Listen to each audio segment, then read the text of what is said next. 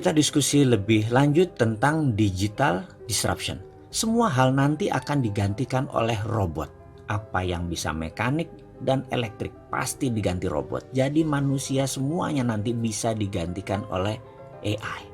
Artificial Intelligence. Disrupsi digital ini akan banyak menelan bisnis bergaya tradisional. Bayangkan gerakan digital disrupsi ini seperti gerakan vortex, yaitu gerakan baling-baling pesawat. Baling-baling itu kalau muter makin kencang dan makin banyak dayanya, makin melumat putarannya ke dalam. Ini gambaran industri. Mana yang makin ke tengah, mana yang makin mendekat dengan titik lumatan, makin hancur-hancuran bisnis itu. Pertama yaitu Google dan Facebook. Mereka adalah industri yang paling cepat mendisrupsi sekaligus paling cepat terdisrupsi. Dalam 10 tahun ke depan akan terjadi perubahan dalam dunia sosial media dan dunia search engine, di mana mungkin saja tetap Google yang memimpin, namun sudah bergeser jauh ke fungsiannya dari saat ini. Kedua, media akan terdisrupsi yaitu media mainstream. Kompas, Femina, Jawa Pos, RCTI, TVRI tidak tahu lagi sampai kapan. Namun di tahun 2030 rasanya semua itu menjadi dinosaurus, hilang. Contoh saat ini ya, Net TV itu tiba-tiba melay-off banyak karyawan. Persaingan mereka itu dengan individu yang asetnya minim. Bayangkan Net TV itu asetnya heavy sekali dalam overhead. Dan bagi perusahaan, overhead yang besar itu adalah kanker bagi perusahaan. Dibandingkan dengan apa? Dibandingkan dengan Ria Ricis, ya jelas aja penontonnya lebih banyak Ria Ricis. Kenapa? Karena lebih disenangi saat ini. Bayangkan, Net TV itu investasinya 3 triliun untuk dapat viewer 1 juta per hari. Channelnya Bosman Mardigu itu 1 juta juga viewernya per hari. Dari YouTube, IG, dan FB. Modalnya berapa? Kecil sekali. Atta Halilintar per hari itu 7 juta viewer. Deddy Corbuzier itu 6 juta viewer. Raffi dan Gigi itu 10 juta viewer per harinya. Modalnya nggak sampai semiliar. Bubrah itu semua media mainstream. Apalagi nanti waktu 5G hadir di Indonesia tahun 2020 dan 2021. Generasi milenial dan generasi Z tidak nonton TV. Nontonnya semua berbasis internet. Ketiga, apa yang terdisrupsi? Retail shop.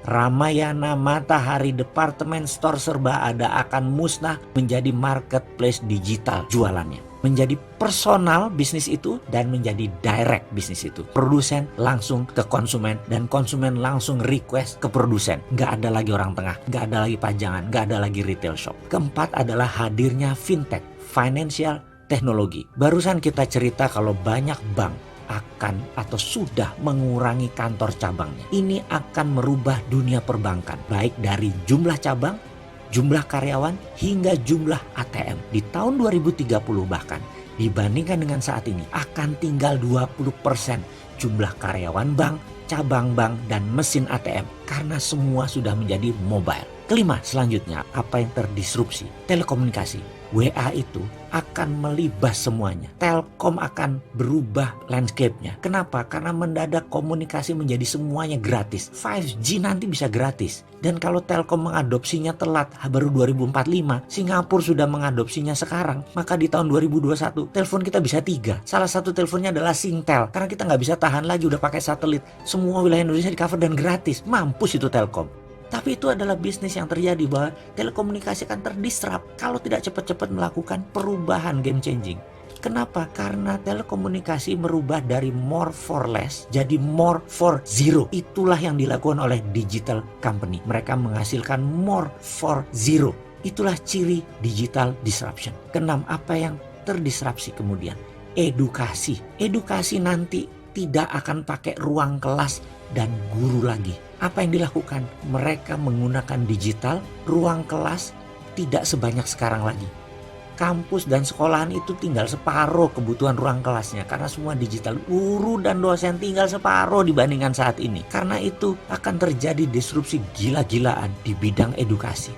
Dan ini akan membuat shock. Kuncinya sekali lagi, dalam digital disruption, cirinya adalah kita menghasilkan layanan yang more for less. Jadi produknya 10 kali lebih bagus dari yang existing. Tapi 10 kali lebih murah dari produk yang existing juga. Kalau itu sampai terjadi, maka industri akan digoncang oleh layanan more for less dan more for zero.